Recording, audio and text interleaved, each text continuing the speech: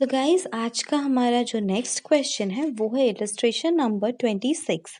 ये क्वेश्चन बोल रहा है there is a practicing cost accountant who now spends 0.9 rupees per kilometer on taxi fares for his clients work. मतलब वो जब अपने क्लाइंट के काम के सिलसिले में बाहर जाता है तो पर किलोमीटर 0.9 रुपीस का टैक्सी फेयर पे करता है। तो वो क्या सोच रहा है अभी? He is considering two options, जिसमें से कि है वो इधर एक न्यू स्मॉल कार खरीद लेगा या फिर वो एक ओल्ड बिगर कार खरीद लेगा।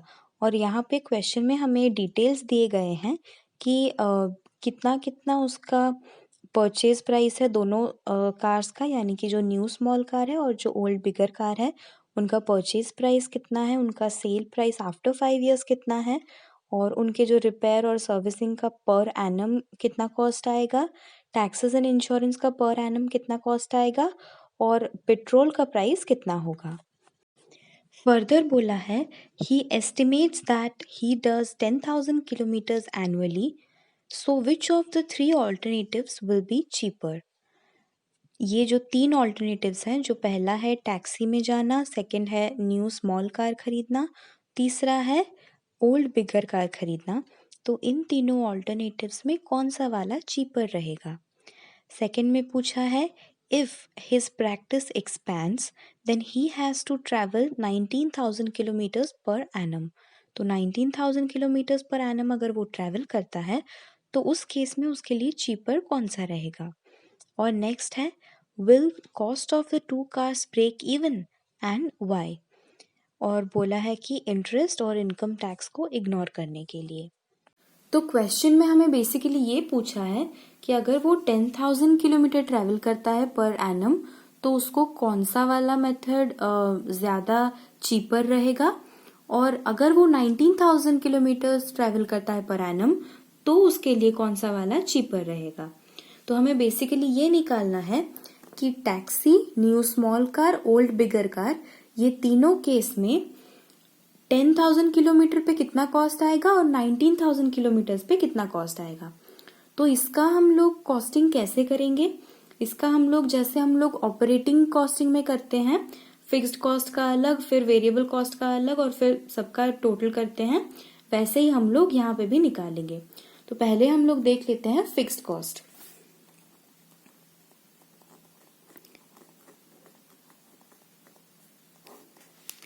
तो अगर हम लोग देखें फिक्स्ड कॉस्ट में, तो जो पहला है आएगा इसमें, वो आ जाएगा डेप्रिसिएशन का। परचेज प्राइस दे रखा है 35,000 और sale price after 5 years they रखा है 19,000। इसका भी वैसे 20,000 एंड 12,000। तो इसका जो डेप्रिसिएशन है वो कितना हो जाएगा, डेप्रिसिएशन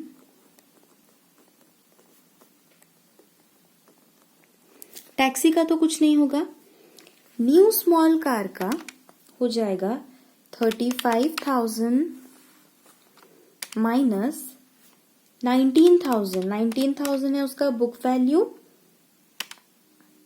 डिवाइडेड बाय 5, क्योंकि वो 5 साल के बाद का बोला है। This will B 3,200। ये हो जाएगा रुपीज 3,200। इसका वैसे कितना आ जाएगा ओल्ड बिगर कार का, ये है 20,000 माइनस 12,000, ये आ जाएगा 8,000 डिवाइडेड बाई 5 इयर्स, ये हो जाएगा 1,600 रुपीज। डेप्रिसिएशन आ गया। इसके बाद हमारा नेक्स्ट फिक्स्ड कॉस्ट है, पर एनम में जो दिया है वही हमारा फिक्स्ड है, रिपेयर्स एंड सर्विसिंग, और फिर है taxes and insurance.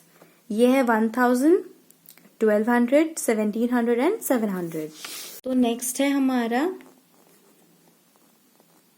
Repairs and servicing. ये टैक्सी का तो कुछ नहीं होगा।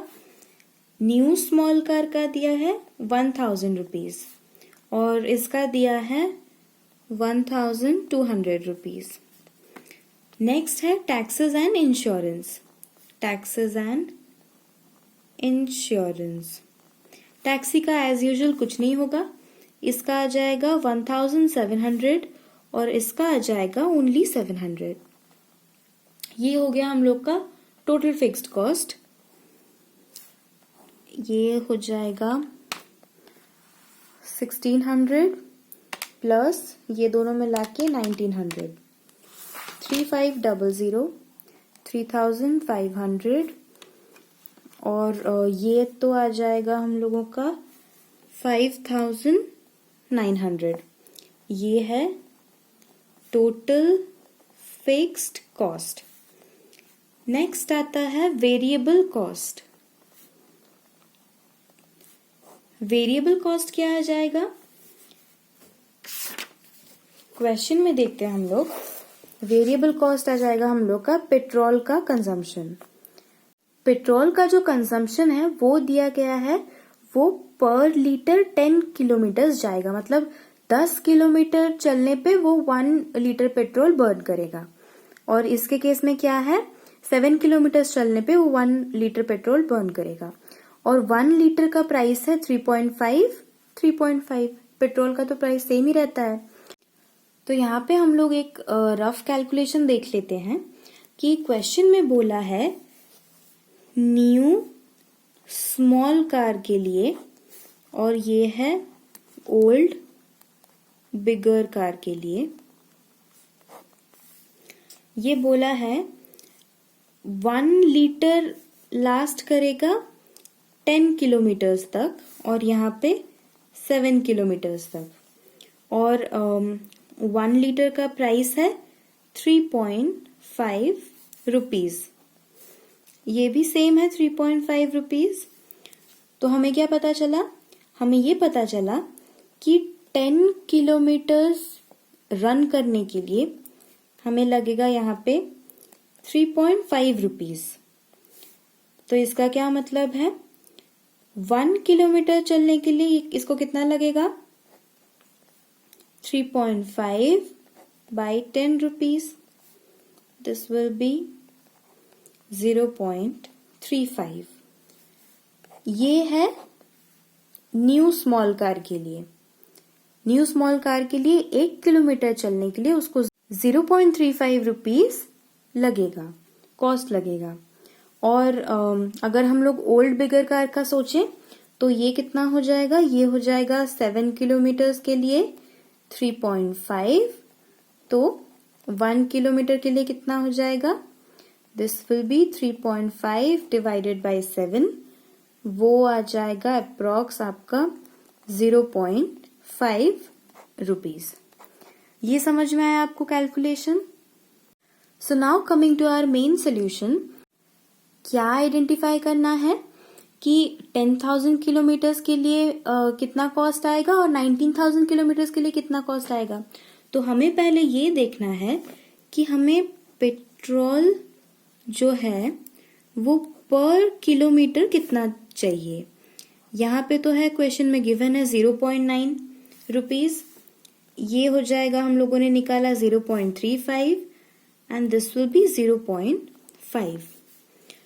तो अब हम लोग देखेंगे कि कॉस्ट एट 10,000 किलोमीटर्स कितना आएगा। ये आ जाएगा आपका 10,000 इंटू 0.9, सो ये आ जाएगा 9,000। टैक्सी का आपका 9,000 आ जाएगा। और न्यू स्मॉल कार का कितना आ जाएगा, 0.35 इंटू 10,000, ये आ जाएगा 3500। और ये आ जाएगा 0.5 इंटू 10,000, ये आ जाएगा 5,000।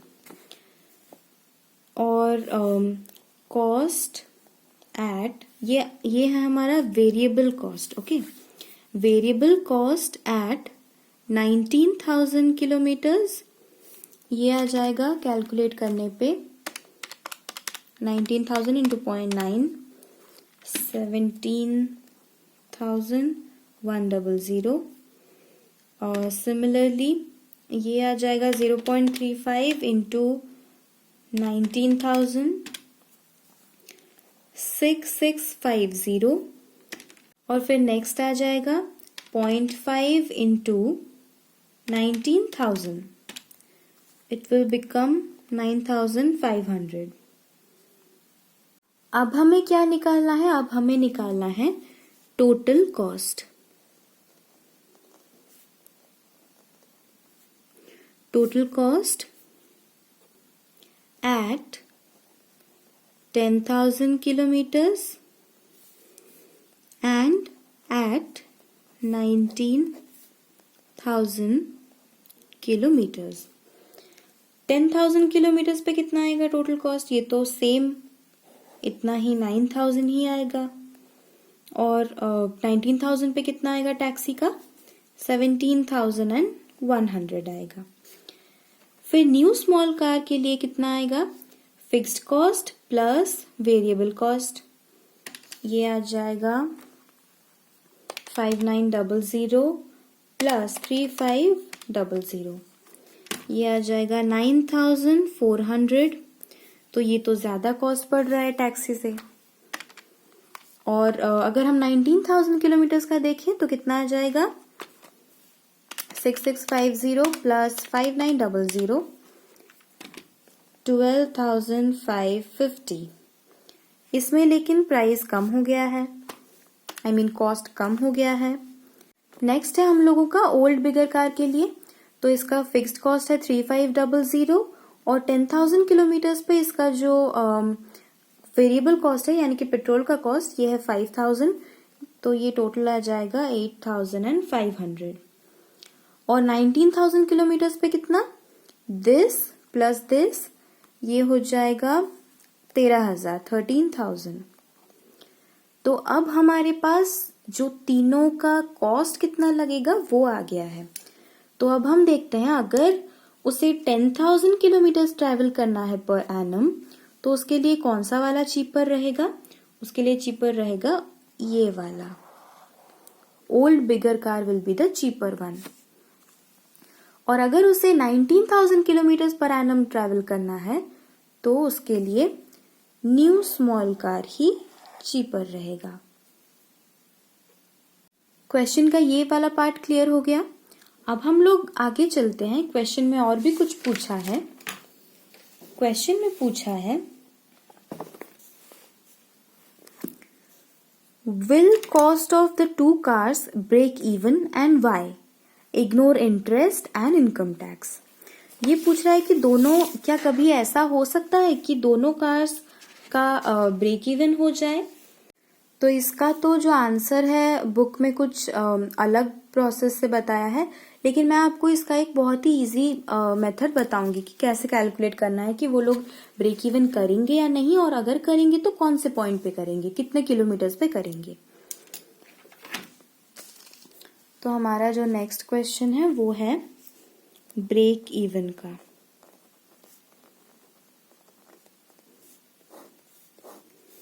तो गाइज हमें अभी ये समझना है कि अगर वो लोग ब्रेक इवन करेंगे मतलब क्या है, दोनों का कॉस्ट यानी कि न्यू स्मॉल कार और ओल्ड बिगर कार दोनों का जो कॉस्ट है वो सेम होना चाहिए. तो दोनों का कॉस्ट कब सेम होगा? अगर फिक्स्ड प्लस वेरिएबल और इसका फिक्स्ड प्लस वेरिएबल सेम हो जाएगा तो ये हो जाएगा. इसका फिक्स्ड कितना है? 5900 प्लस हमें तो नहीं पता कि कितना किलोमीटर रन करने पे होगा ब्रेक इवन, तो हम लोग किलोमीटर्स रन यानी कि जो जितने किलोमीटर्स पे ब्रेक इवन आएगा उसको हम लोग x मान लेते हैं. ये है हमारा x फॉर एग्जाम्पल. और हमारा पर किलोमीटर कितना पेट्रोल बर्न होता है? 0.35 रुपीज का. तो ये आ जाएगा 0.35x. ठीक है, ये समझ में आया. 0.35 पर किलोमीटर और x है x kilometres. This will be equal to, इसका फिक्स कॉस्ट कितना है? 3,500.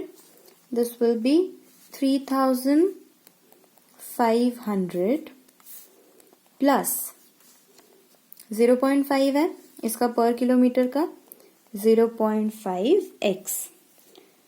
तो अगर हम लोग 5900 से इतना माइनस कर देंगे इसको हम लोग यहाँ पे ले आएंगे तो this will be 5900 minus 3500 equals to 0.5x minus 0.35x।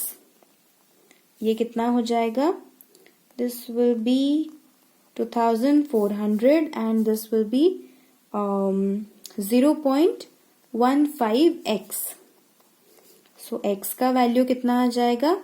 2400 by 0.15, 2400 by 0.15, 16,000 kilometres. 16,000 kilometres run करने पे ये दोनों का क्या आ जाएगा? ब्रेक इवन पॉइंट आ जाएगा। गाइज आई होप आप लोगों को आज का ये क्लास समझ में आया होगा और जो 2 क्वेश्चंस हम लोगों ने आज सॉल्व किया वो भी आपको अच्छे से समझ में आया होगा। और मैं आज की क्लास में आप लोगों को और एक होमवर्क देना चाहूंगी।